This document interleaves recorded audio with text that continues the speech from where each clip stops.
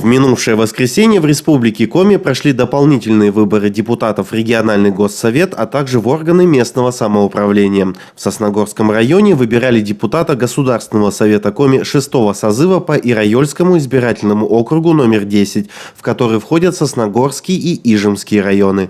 На первом месте с результатом в 36,68% Алексей Чупров, выдвинутый Коми региональным отделением партии «Единая Россия». На втором месте Иван Рубан, партия «Коммунисты России». Третьим стал представитель «Справедливой России» Николай Шаталов. 12 сентября окружная избирательная комиссия Ирайольского избирательного округа на основании протоколов об итогах голосования территориальной избирательной комиссии города Сосногорска и территориальной избирательной комиссии Ижемского района подведет результаты дополнительных выборов депутата по Ирайольскому избирательному округу номер 10. В этот же день состоялись дополнительные выборы в городской совет Сосногорска. Выборы депутата Совета муниципального образования городского поселения Сосногорск 2-го созыва по одномандатному избирательному округу номер 12 признаны действительными и состоявшимися. Победу одержал кандидат, выдвинувшийся в порядке самовыдвижения – Стрыков Евгений Сергеевич. В республике подсчитаны все голоса избирателей, принявших участие в дополнительных выборах Государственного совета Коми, а также выборов в органы местного самоуправления.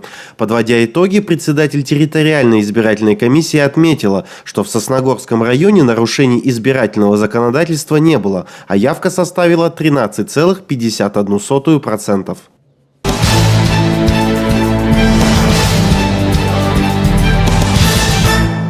В начале сентября, год со дня основания, отметил Сосногорский интеллект-центр «Мост». Праздничный вечер состоялся в Центральной библиотеке имени Якова Рочева, которой интеллект-центр обязан своим рождением и существованием.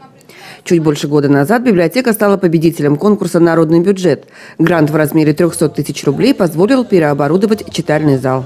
Не случайно, ровно год назад мы раздвинули стены нашей библиотеки для того, чтобы сюда пришли молодые, инициативные, креативные молодые люди. И вот год работы показал, что наша идея, она была поддержана молодежью. И благодаря такому прекрасному активу целый год наш город, мне кажется, стал более ярким, интересным, и у молодежи появилось место, куда всегда можно прийти и самому, что самое интересное, что не мы им предлагали, что проводить, а молодежь взяла в свои руки этот интеллект-центр и с удовольствием реализовывает здесь свои самые невероятные творческие идеи.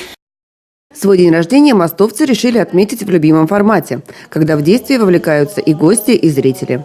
К слову, среди гостей оказался исполняющий обязанности главы Сосногорского района Сергей Дегтяренко. Сегодня у вас такое знаменательное событие. Сегодня вы празднуете свой первый день рождения. И несмотря на такой молодой, можно сказать, даже младенческий возраст, вы, тем не менее, уже крепко встали на ноги и сделали свои первые шаги. Я очень за всех за вас рад. Я надеюсь, что этот центр и дальше будет пользоваться популярностью у вас, что ваши ряды будут с каждым днем пополняться, будут рождаться новые идеи, новые мысли, что вы сами себе найдете великолепные занятия и развлечения, которые пойдут, конечно же, вам на пользу. Сергей Дегтяренко от имени районной администрации зачитал поздравительный адрес и вручил подарок – кофемашину, чтобы свои идеи молодежь могла обсудить за чашечкой кофе. А идей, как оказалось, много. Сказочному персонажу Вовке из Тридевятого царства рассказывали и показывали то, что делали мостовцы в течение года. Литературные встречи, интеллектуальные игры, видеокруизы. Вот неполный перечень мероприятий, проведенных активистами интеллект-центра. Часть идей – это бесценный опыт, привезенный из Москвы с сессии, потому что там тоже очень много мероприятий подходит, которые я посещаю. Некоторые идеи – это просто желание о том, что вот хочется рассказать, потому что у меня в школьные годы такого не было. И что-то просто предложение друзей, знакомых. Год работы – это немного, но все же за это время мост уже успел зарекомендовать себя как место, куда хочется приходить. Это отметила руководитель отдела молодежи Юлия Гузан. Я гость моста не первый раз, очень много мероприятий уже посетила. Всегда идешь сюда как с улыбкой на праздник, ждешь этого момента. Очень приятно с ребятами работать, вообще что-то вместе делать. Я думаю, что будем почаще это делать, именно вместе. Ну, что хочу пожелать? Ну, не погасать, гореть дальше, чтобы действительно было куда ребятам прийти. Ну и потихонечку развиваться. Сами ребята тоже не остались в стороне. Свои таланты они продемонстрировали и в музыке, и в литературных поединках. Ведь день рождения центра – это отражение его работы. Камерная атмосфера, дружеское участие и, конечно же, подарки. Для молодежи Сосногорска это очень даже актуально. То есть множество молодежи спрашивают у себя, чем можно заняться в тот же выходной день. У нас есть, скажем так, игротека выходного дня. Также у нас мероприятия проходят в течение недели. Могу сказать, что это очень полезная задумка в том плане, что здесь можно не только проявить себя как участника, но и также как организатора. То есть некоторые мероприятия у нас предлагали именно ребята, и идеи шли конкретно от ребят. Говорят, что лучше один раз увидеть, чем 100 раз услышать. Те, кто стал завсегдатаем интеллект-центра, знают, что в следующем году будет еще интереснее. Ведь столько идей витает в воздухе, и все их можно реализовать. А тех, кто только познакомился с мостом, ждет удивительный мир, в который каждый может внести свою лепту.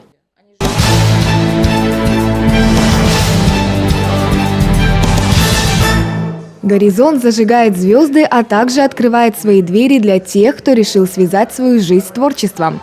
На прошлой неделе в Сосногорском доме культуры состоялось праздничное мероприятие, которое дало старт новому творческому сезону.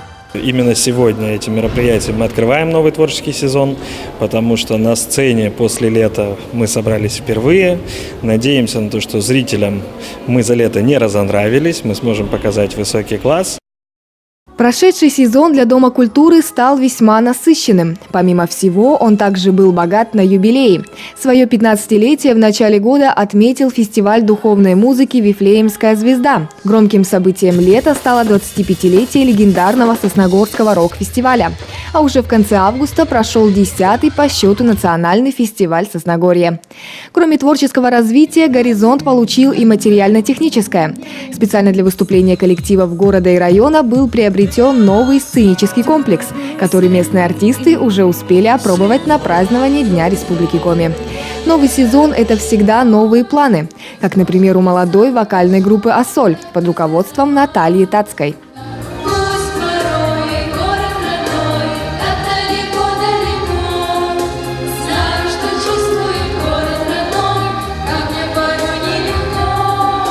В Доме культуры «Горизонт» реализовывать свой творческий потенциал сможет любой, от мала до велика. Помимо различных объединений для молодежи существуют кружки для более старшего поколения.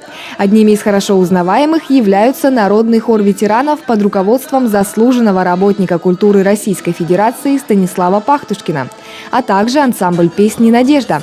С каждым годом коллективы растут творчески и расширяют свой репертуар.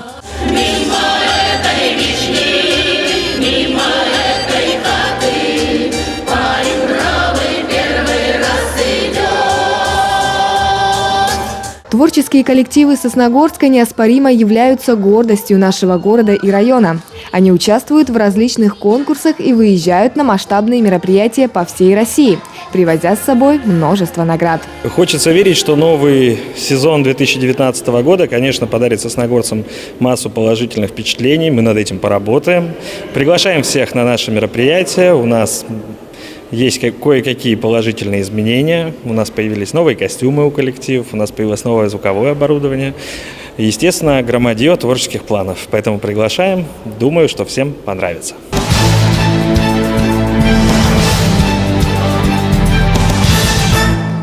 7 сентября в Нижнем Одессе состоялась целая череда праздничных мероприятий, посвященных открытию спортивно-игровых объектов для детей.